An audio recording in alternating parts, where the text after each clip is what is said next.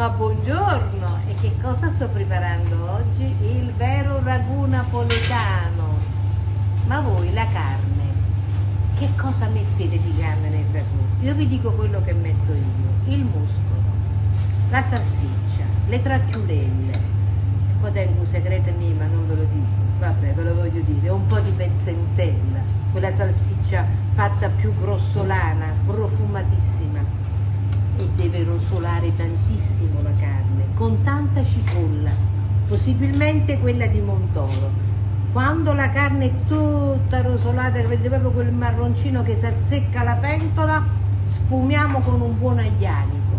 Fatto questo, aggiungiamo il concentrato di pomodoro e poi la passata. Naturalmente io uso la passata che faccio io con solo San Marzano, garantito, dico. E poi vedete questo ragù, fai vedere come pippea piano piano, fai vedere, guardate, pippea, e deve cucinare 7-8 ore, ma su una fiammella che neanche si deve vedere. I pezzi di carne li volevo cercare, cioè ci messo pure una poca godichella, una godica ripiena.